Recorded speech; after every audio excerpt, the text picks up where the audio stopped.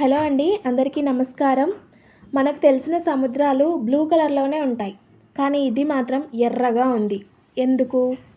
ప్రపంచంలో ఒక సముద్రం ఉంది, అది ఎర్రగా కనిపిస్తుంది. మరి ఇలా ఎర్రగా కనిపించడం సహజమా లేక భయంకరమైందా? ఎర్ర సముద్రం వెనుక ఉన్న నిజం చాలామందికి తెలియదు. అసలు ఎర్ర సముద్రం నిజంగానే ఎర్రగా ఉంటుందా? మనం ఈ వీడియోలో తెలుసుకుందాం. వీడియోని స్కిప్ చేయకుండా ఫస్ట్ నుంచి లాస్ట్ దాకా మొత్తం చూడండి.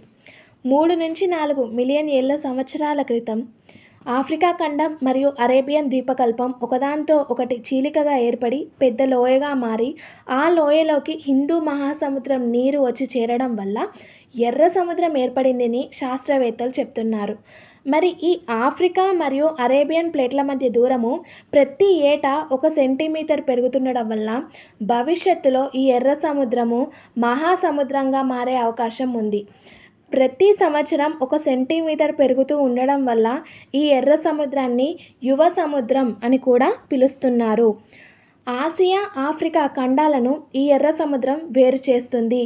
ఈ ఎర్ర సముద్రం పొడవు 2200 కిలోమీటర్లు, వెడల్పు 355 కిలోమీటర్లు, లోతు 1608 అడుగులు. ప్రపంచంలో అత్యంత ఉప్పగా మరియు వెచ్చగా ఉండే సముద్రం ఈ ఎర్ర సముద్రం. ప్రపంచంలోనే ఉత్తరాన ఉన్న ఉష్ణమండల సముద్రం. ఈ సముద్రంలో 1200కు పైగా చేపజాతులు, రంగురంగుల పగడపు దిబ్బలు ఉన్నాయి.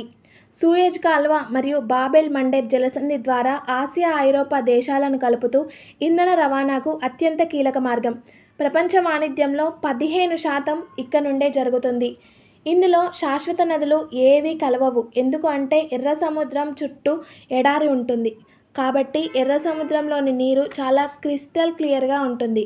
ఎర్ర సముద్రం తన నీటిని హిందూ మహాసముద్రం, మధ్యధరా సముద్రంతో మాత్రమే పంచుకుంటుంది. అయితే ఎర్ర సముద్ర తీరంలో ఉన్న ఈజిప్టు దేశంలో గల షర్మ్ ఎల్ షేక్ అనేది ప్రసిద్ధ పర్యాటక కేంద్రం. ఇది స్కూబా డ్రైవింగ్కి చాలా ఫేమస్. బాబెల్ మండేబ్ జలసంధిని గేట్వే ఆఫ్ టీయర్స్ అంటారు. దీనిని తెలుగులో కన్నీళ్ల ద్వారం అని కూడా అంటారు. ఎందుకంటే ఇది చాలా ఇరుకైనది మరియు వ్యూహాత్మకమైనది. గంటకు 110 కిలోమీటర్ల వేగంతో ప్రయాణించే సెయిల్ ఫిష్ వంటి చేపలు ఈ సముద్రంలోనే ఉన్నాయి. ఎర్ర సముద్రంలోని నీరు మనం తాగే నీటి కంటే 35-40% ఉప్పగా ఉంటుంది.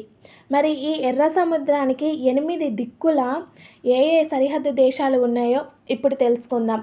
ఉత్తరాన ఈజిప్టులో గల సినాయ్ ద్వీపకల్పం మరియు ఆకాఫ్ గల్ఫ్. ఈ ఆకాఫ్ గల్ఫ్ అనేది ఇజ్రాయిల్ మరియు జోర్డాన్కు వెళ్ళే మార్గం. సూయజ్ గల్ఫ్ మధ్యధరా సముద్రంకు దారి. దక్షిణాన బాబెల్ మండేబ్ జలసంధి. బాబెల్ మండేబ్ జలసంధి ఎర్ర సముద్రం, గల్ఫ్ ఆఫ్ ఏడెన్ మరియు హిందూ మహాసముద్రాలను కలిపే ఇరుకైన మార్గం. తూర్పున సౌదీ అరేబియా, పడమరన ఈజిప్ట్ అండ్ సూడాన్, ఈశాన్యాన జోర్డాన్ అండ్ ఇజ్రాయెల్ కలవు. ఆకాఫా గల్ఫ్ చివరిలో ఈ దేశాలు ఎర్ర సముద్ర తీరాన్ని కలిగి ఉన్నాయి, జోర్డాన్ మరియు ఇజ్రాయెల్. వాయువ్యాన సూయజ్ కాల్వ, ఆగ్నేయాన యెమెన్ దేశాలు, నైరుతిన ఎరిత్రియా అండ్ జిబౌటి దేశాలు కలవు.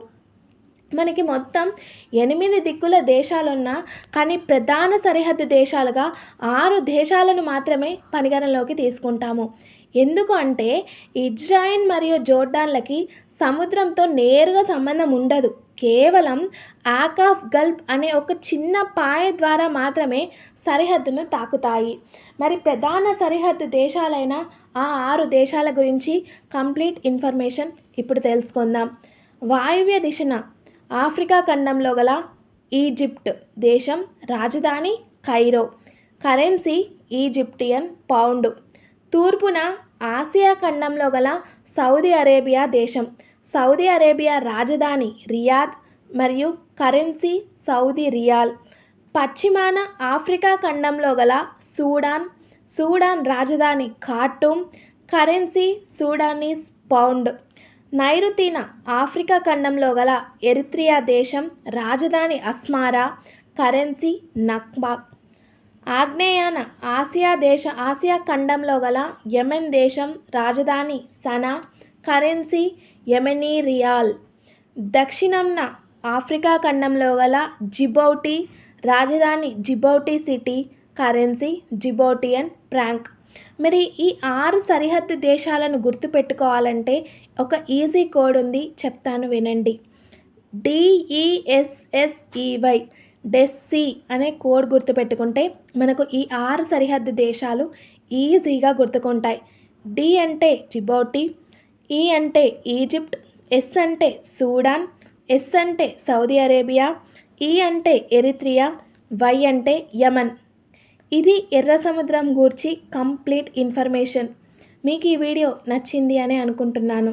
నచ్చితే ఒక లైక్ చేయండి, షేర్ చేయండి, అలాగే సబ్స్క్రైబ్